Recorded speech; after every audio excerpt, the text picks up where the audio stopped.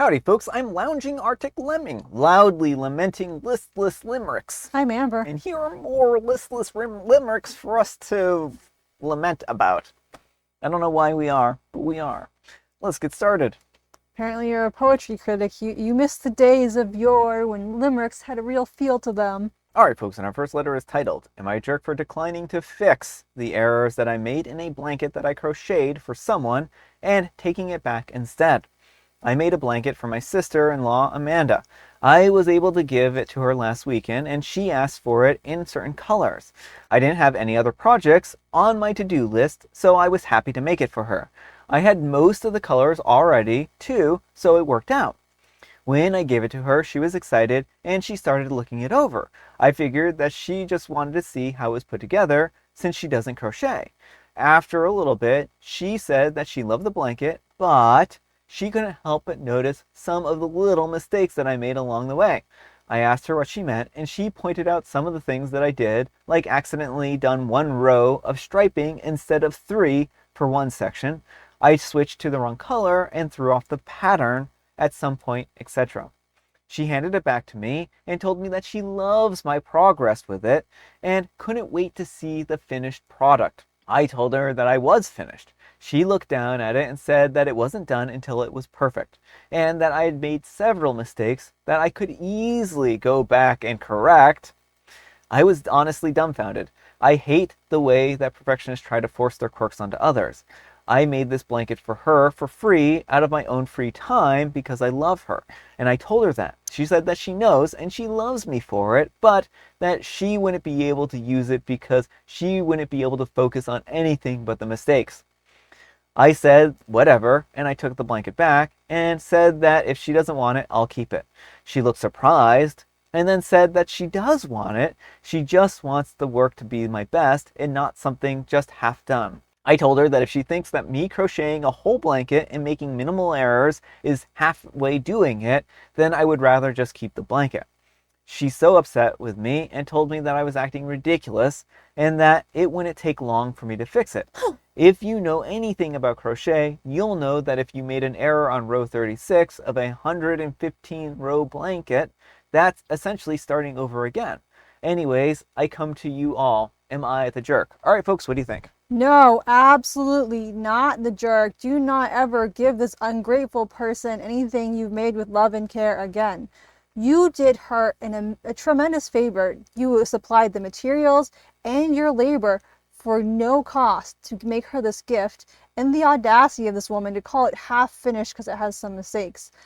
I do a lot of crafting. I'm not a crocheter, but like I guarantee you, every single one is going to have some type of quote unquote error in there.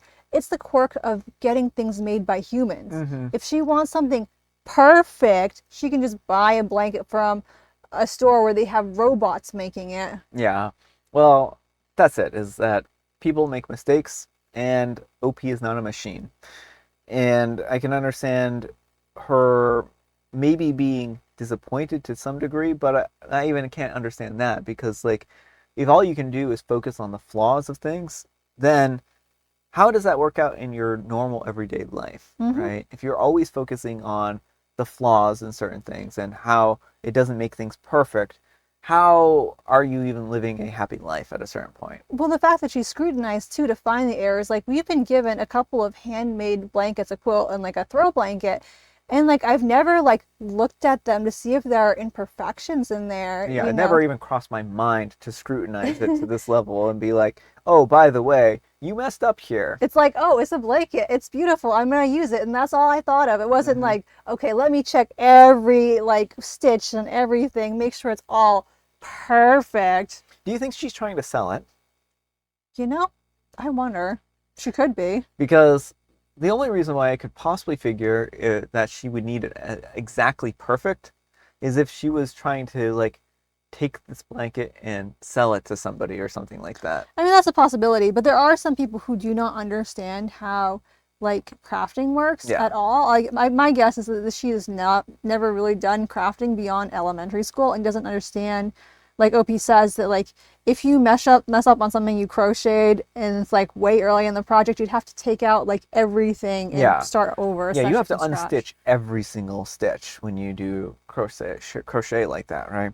There isn't correcting mistakes like that. Mm-hmm. And sometimes when you're crocheting, not that I know this from personal experience, just from people I know who crochet, Mm-hmm. you might not even notice that you made a mistake until you're several rows ahead. And at Yeah. that point in time, you're like, no, I'm not going back to fix this. Oh, exactly.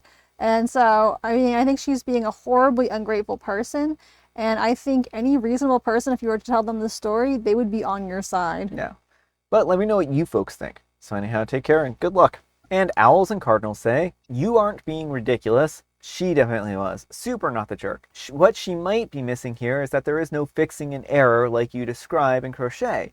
You either start over or you pull back the stitches to the point of the error to resume from there. She couldn't be a gracious recipient of a heartfelt, thoughtful, homemade gift, and that shows you something about her. If she requires perfection, that's pretty incompatible with homemade, not to mention super dismissive and presumptuous of her own priorities, the hard work and hours that went into making it. Given that she's a member of your family and probably you don't want to have a long-term rift, I would hold my ground, but I would try to diffuse it. Just explain repeatedly if necessary that it's too bad that your gift didn't work out, but no hard feelings. Do not feel forced to start again or try to fix the blanket in any way. Try not to create drama or judgment over her for it. Believe me, her response to this whole thing stands alone. And don't offer to make her anything in the future, that's for sure. Not the jerk, not the jerk, not the jerk. Edit to add, by no hard feelings, I want to clarify that I'm focusing primarily on how I suggest OP express her feelings to others in the family for the purpose of peacemaking. My personal take is that sister-in-law's actions stand alone, and that if OP keeps it unemotional and doesn't engage in any back and forth about it, that would be the best. I would certainly be offended by sister-in-law's words and behavior though. Alright folks, and our next letter is titled, Will I be a jerk if I try to stop my ex from publishing her memoir? Throw away so that my current wife doesn't see this. Pretty much the title. I'm a 27-year-old female and I have an ex, a 32-year-old female from years ago. I don't follow her social media accounts, but some of my friends and my dad does. My dad and her always got on, something that annoys my current wife, a 32-year-old female, because they never have been very close. Anyways, my ex had a really hard upbringing. She went through a lot, and I met her during one of her worst times in her life. I saved her. I know now that she's finally written this book about her life and that I will be featured. I also know that a few years ago she wrote a post about me, albeit anonymously, and how she is staunchly against large age gaps relationships. Let's be clear here, she was legal when we met, and she had graduated high school 2 weeks prior. Our age gap never bothered me, and didn't seem to bother her until years later. She told me that she felt like I preyed upon her, which I didn't appreciate. I'm a father now, and that's why I got married again. And I can't have my daughter seeing these things about me. I want to stop her from publishing this book. Would I be a jerk if I tried to stop her from publishing? I know that this story is important to her, and I know that she needs the financial help to be able to move back to where she is from and leave her current situation. But should that happen at the expense of me? And here's one comment that I think is really important that I wanted to pull out. So Witchy Witch 10 says, why are you so afraid of your daughter reading it? If it wasn't wrong according to you, then there's no issues. So with you being scared, you realize that you were in fact wrong, or your daughter actually has brains and will call you out for it. And OP replies, I cheated on her and I left her and she called me manipulative, which is why I'm worried. People are so easily influenced. Seeing this post, no one understands. And Hubert the Burnett says, you're the jerk. If you're in the US, stopping the publication of the book would require a lawsuit. Look up the Streisand effect. And OP replies, I would be happy to file a lawsuit. They do not know what the Streisand effect is. The Streisand effect is when you try to cover something up or try to block something legally, and it draws more attention to the issue than you would have gotten before. So that would be just stoking the flames at that point in time. And Slowpoke News says, yes, you would be the jerk. If what she published was untrue, it would be different. We each get to live with the consequences of our decisions and actions. And you're worried about the possibility of being seen as sketchy and creepy. Well, your actions are the reason. And OP replies, I'm a different man now. All right, folks, well, what do you think of this? I mean, I think OP is a flaming jerk. I think maybe some centrifuge time for OP so he can think about what he's done. It sounds like he preyed on a very vulnerable 18-year-old, cheated on her and left her, and yeah, wants her to pretend like nothing bad ever happened between them. Well, and then on top of that, like the whole, oh, I saved her, I'm her Yeah. savior, she owes me this. I mean, some of the other comments, he's basically like, she owes me this because I saved her, And it's like, type of things. no, you didn't. You preyed on her. You saw she was in a vulnerable position and you used that to your advantage. Yeah. Well, and that's what it feels like more than anything. And like, okay, he claims that he's a different man, and when you have that discussion with your daughter, if she does read this memoir, then you have a discussion with her and you explain that, you know, you were a different person at the time and what you think that you did then was wrong, right? But he's not even acknowledging that what he did is wrong, right? Like, I don't think OP is a changed man. Yeah. I mean, look at the age gap on him and his current wife. It's the exact same age gap. So, I don't think he's a changed man. I think he just understands what he did is wrong and he doesn't care. He doesn't want to deal with the repercussions of his actions. Yeah, and I will say that I don't think that all age gap relationships are bad, and I don't think that they are inherently bad. Right. I think that it certainly is a something that you should watch out for, and you should make sure that if you are in an age gap relationship, you should, see what the motivations and intentions are of the other person. Right. Well, I think the fact that she was in an extremely vulnerable position and he positioned himself as a savior, Yeah. you should not go into a romantic relationship like that. Like if you want to help someone because they're vulnerable, it's a great thing to do, but do not use that vulnerability to make them feel indebted to you and then start an intimate relationship. Yeah, I mean that's very exploitative, and this is what it feels like. It feels like he exploited her, and that after a lot of time, she's thought about this and she's realized that she was exploited at the time. Well, he's like, well, she didn't have any problems at the time. If someone only has ever known abuse, they don't know what is and isn't healthy. Well, and that's it. It's like he's like, oh, she was in a terrible family situation when she was growing up, and she came up from a horrible situation, but I saved her with more manipulation and abuse. And he doesn't accept his role in that thing. And like she says, you hurt me, you manipulated me, and he refuses to acknowledge that and says, oh no, I didn't. This is just a misunderstanding on her part, right?